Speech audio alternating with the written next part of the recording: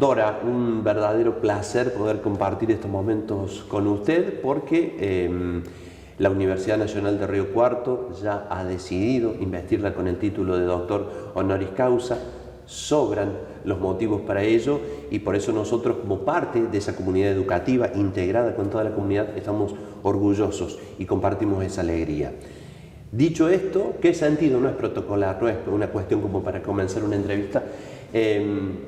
Vamos a empezar por ahí por cuestiones más generales, digo, hasta que por ahí ahondemos algún tema, teniendo en cuenta lo que es su experiencia, su vida. ¿Cómo ve hoy a la Argentina? Pregunta amplia, ¿sí? Pero digo, en términos políticos, sobre todo.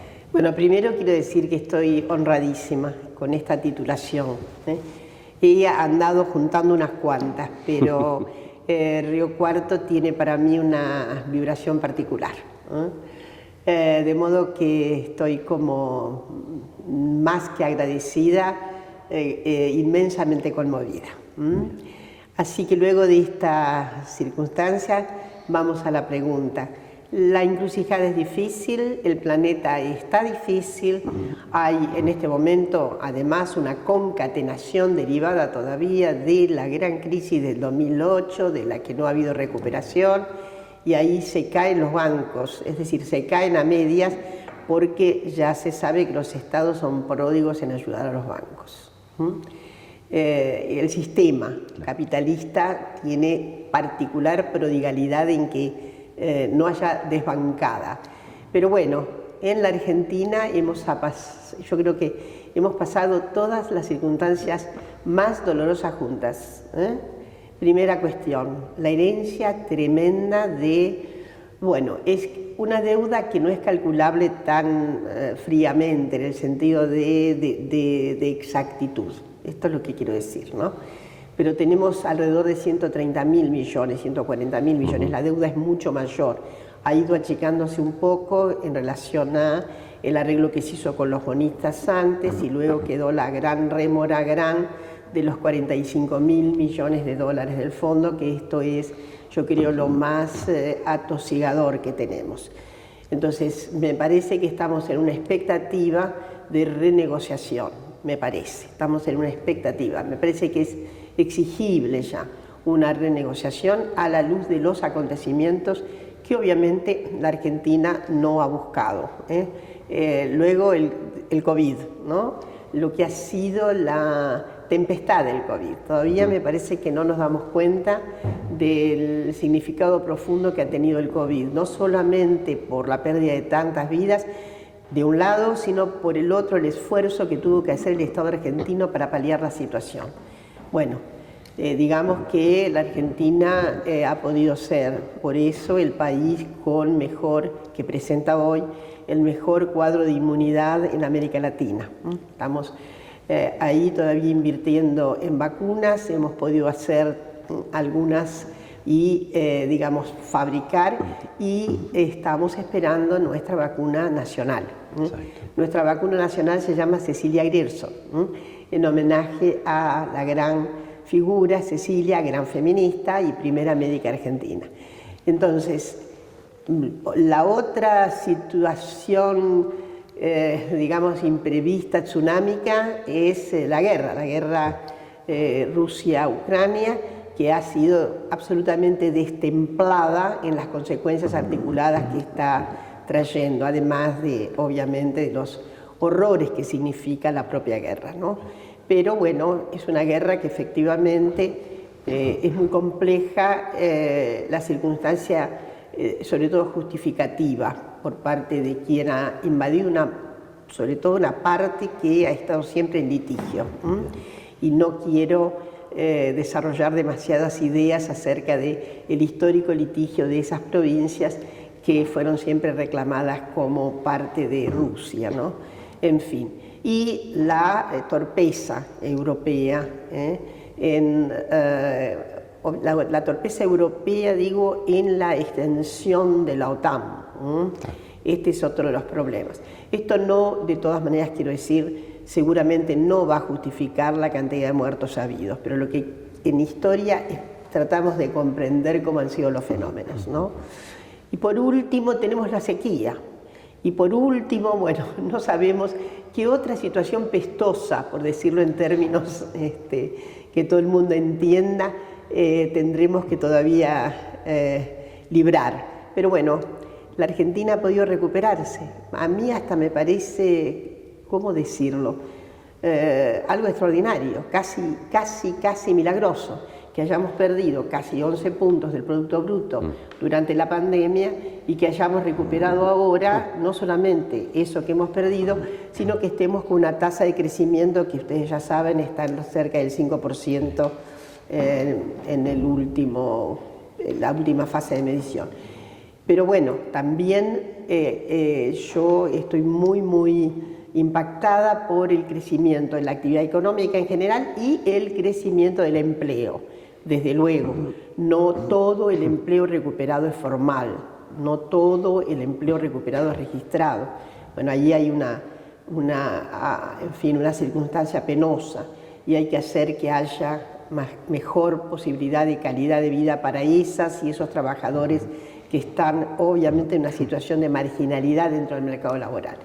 Y bueno, y también es el grupo al que menos le está alcanzando sus salarios, ¿no?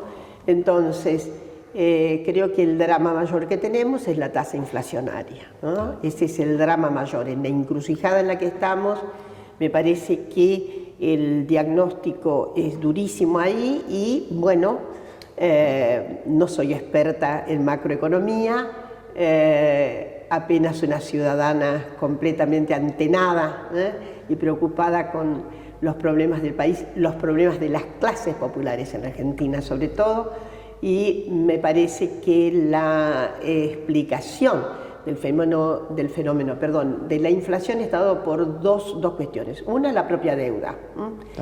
La deuda efectivamente es inflacionaria. Los arreglos que hemos conseguido hacer con el fondo, que son los que se pudieron hacer.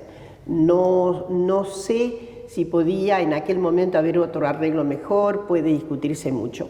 Yo insisto en que hay que evidentemente volver a sentarse con el fondo para renegociar en la actual coyuntura. Y por otro lado, entonces la deuda genera inflación y por el otro lado pasa lo que pasa. Ocurre que los mercados parecen casi sujetos humanos, son sensibles, desconfiados, pérdida de confianza se dice, casi una animación de sujetos, han visto ustedes, ¿no?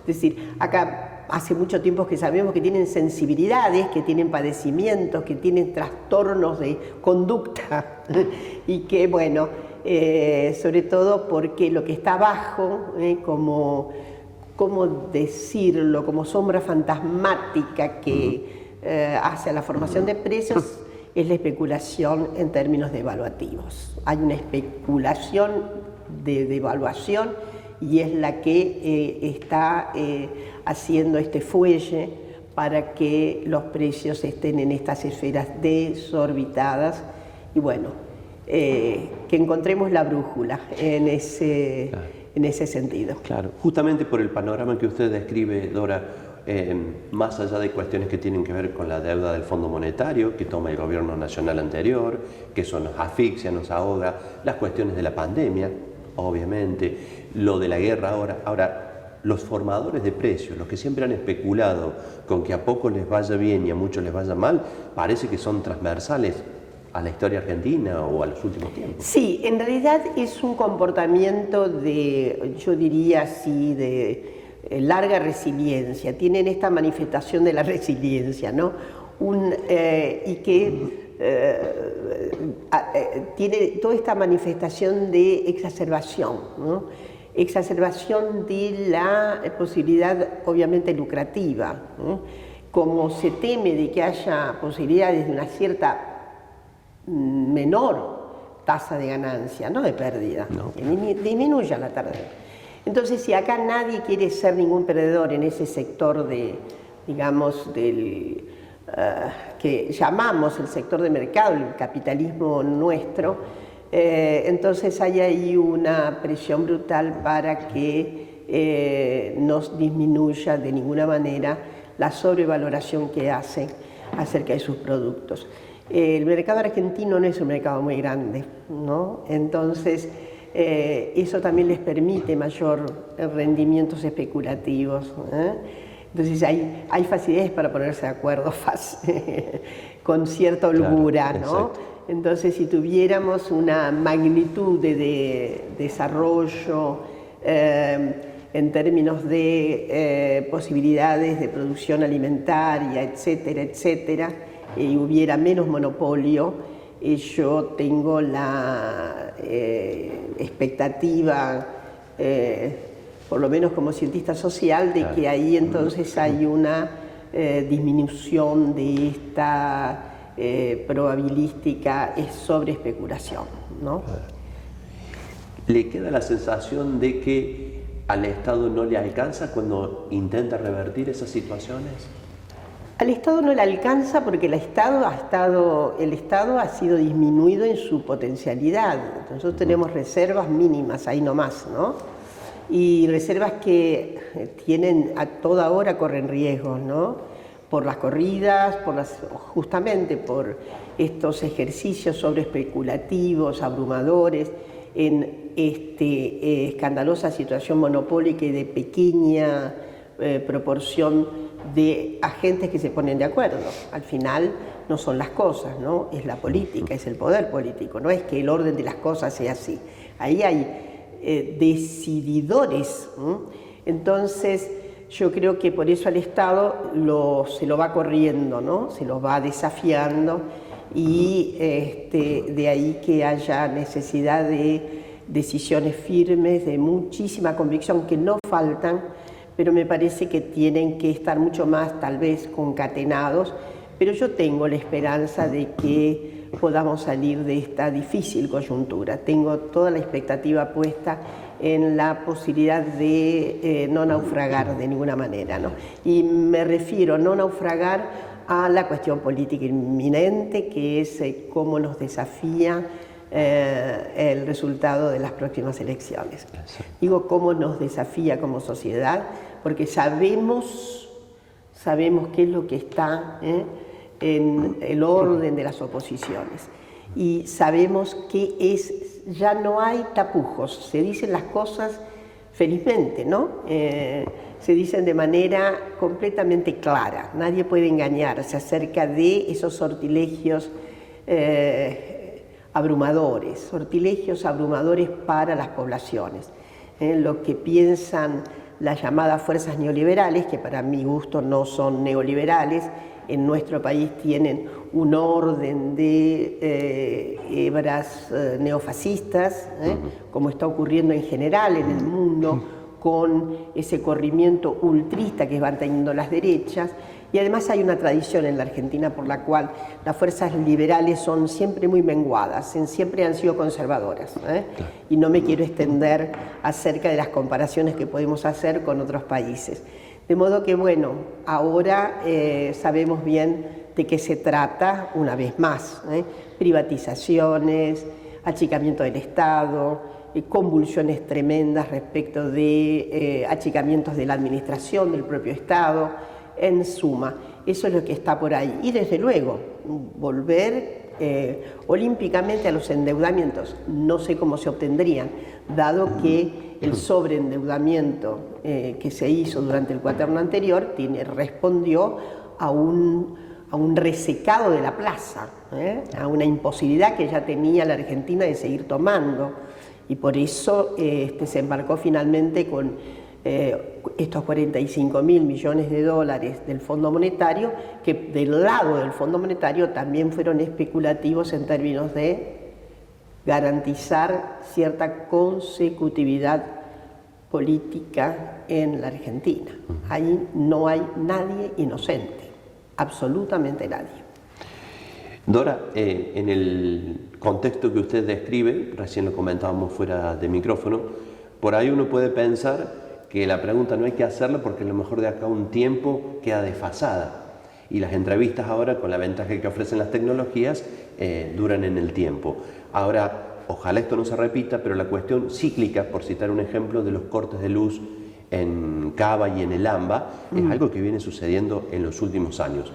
Es momento de estatizar estas empresas teniendo en cuenta lo mal que lo pasan miles de argentinos. Bueno, Estatizar es el término que queremos, necesitamos. Este es el camino. Ahora, hay que hacerlo con toda la prudencia de una estrategia bien analizada, porque evidentemente no es de gratuidad, digamos, la reestatización, no es de gratuidad. Ya lo sabemos, ya se pasó algo doloroso con relación a una franja de presunta acreencia que tenía YPF y que tuvimos que pagarla de mala manera, digo mal. Ahí el organismo que va a intervenir es el CIADE, y es un organismo que no está obviamente ligado entrañablemente a los intereses de las regiones que tienen estas dificultades. Así que por ahí sabemos que las cosas van a ir mal, de modo que hay que estatizar. En este momento se ha dispuesto una intervención, me parece que es una fase necesaria anterior, y hacer las cosas con la mejor estrategia posible, aún a sabiendas de que la reestatización va a tener costos, pero tiene muchísimo más costos finalmente todo lo que está ocurriendo. Los padecimientos de las poblaciones son inmensos, ¿no? Conocemos muchísima gente que ha perdido sus electrodomésticos, ¿no? En mi propia familia ha ocurrido, así que... además, la gente pobre que pierde la carne cara que tenía esos días en la heladera.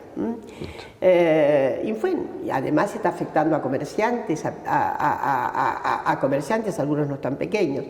Bueno, yo creo que efectivamente está la coyuntura lista para que tomemos la decisión estratégica de reestatizar, pero insisto, redundo en decir, la decisión es estratégica y por lo tanto hay que hacerla con la mejor estrategia posible para inhibirnos de padecimientos, de pagar las exorbitancias que resultan de estas brutales circunstancias privatizantes que hemos vivido. Claro, todo el sistema está de alguna manera premeditado para que las cosas siempre beneficien a pocos. Tiene una articulación muy, ¿cómo diría? Muy en malla de cierre, ¿no? Nada está librado al azar, todo está previsto, finamente previsto, de modo que, bueno, esta es comparada con Edenor.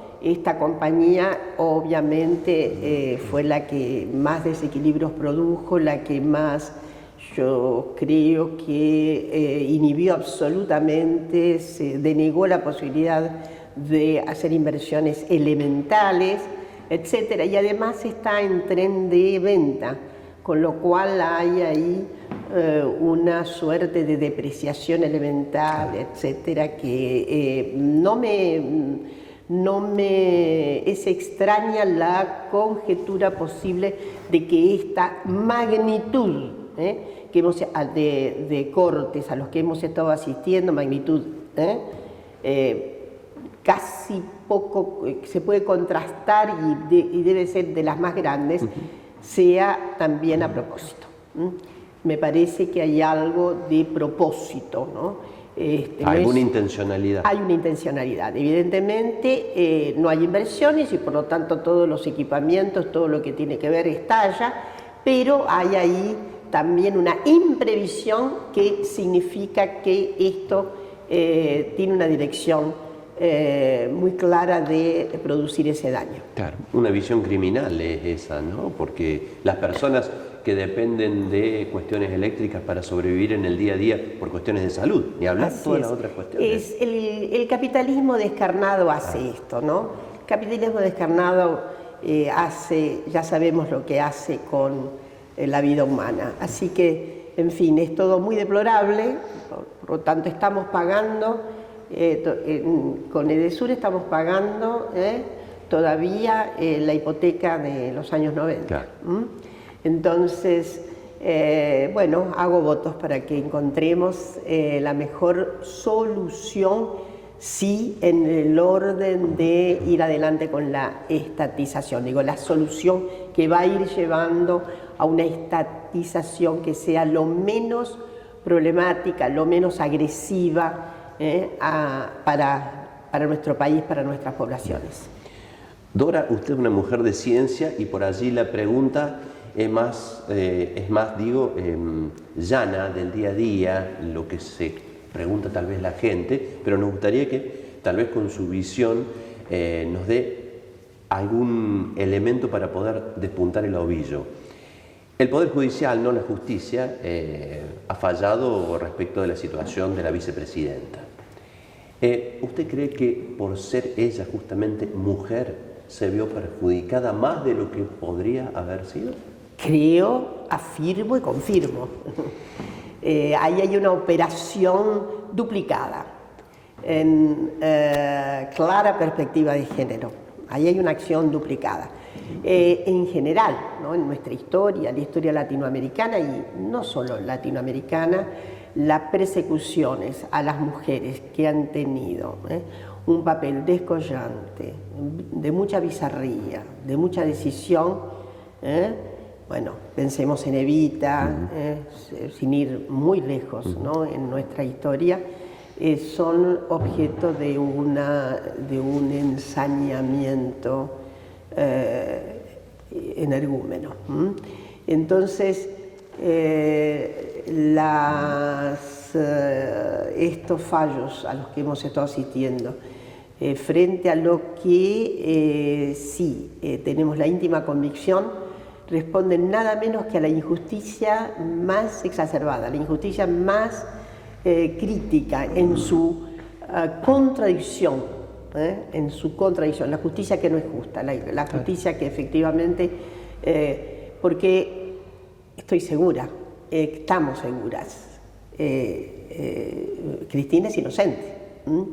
Entonces hay que tal vez tener fuerza para leerse las tantas páginas que han sido escritas en donde no hay un solo término de prueba, Hay conjeturas, hay circunstancias hasta fantasiosas que no soportarían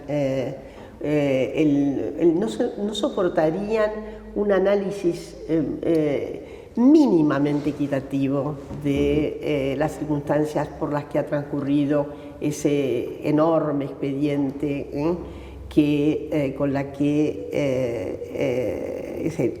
se pretende simplemente lo que la propia Cristina dice, ¿no?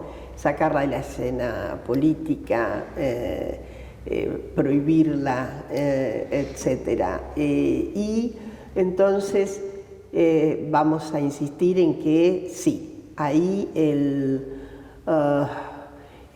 yo diría el indicio mayor acerca de la persecución está dado, el indicio mayor está dado por la condición femenina de Cristina.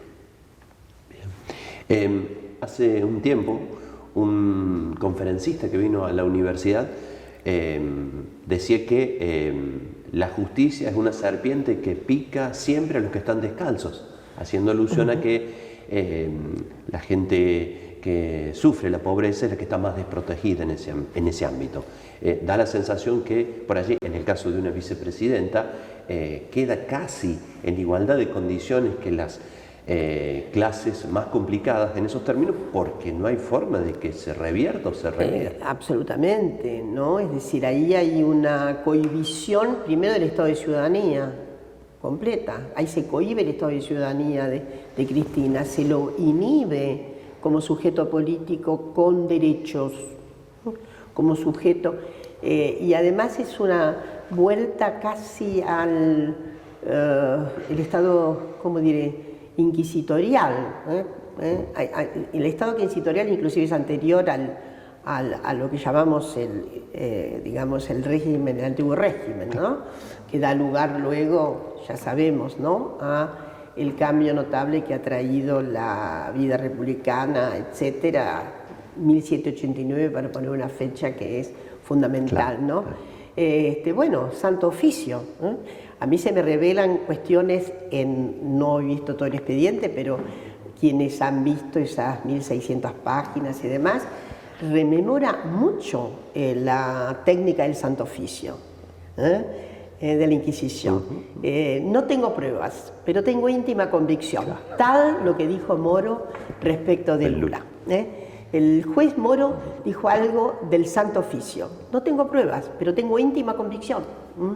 Entonces, la verdad que si el derecho se mueve por la íntima convicción, no tenemos más Estado de Derecho. Lo que tenemos es entonces un desamparo gigante que ha mostrado Cristina, creo, porque ahí hay como un momento agónico del propio Estado de Derecho.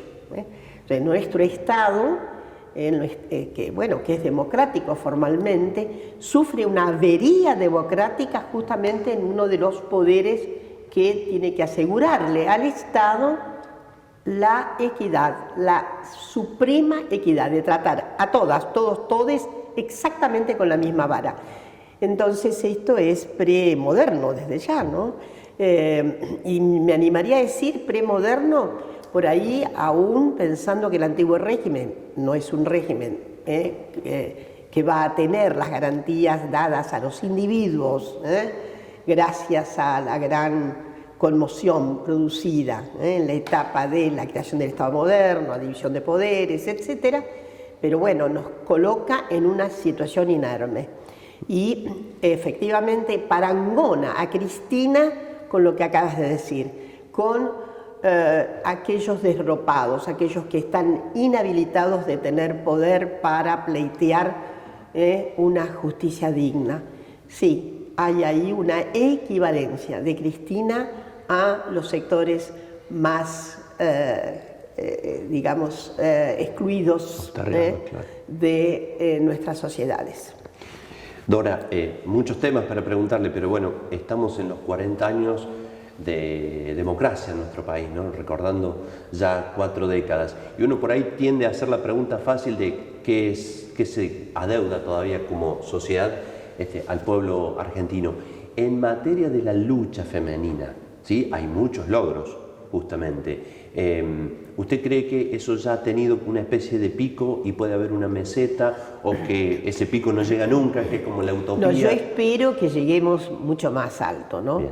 Como dice una niñita, me decía la vez pasada, y a mí me gusta mucho usar ese ejemplo, en esta 9 años, ¿no? Mientras estaba hablando sobre eso y con ese grupo de niñas, niños, niñas, y ella dijo algo soberbio, ¿no? Yo quiero ser astronauta y voy a ser la primera mujer que llegue a Marte. Estamos queriendo llegar a Marte.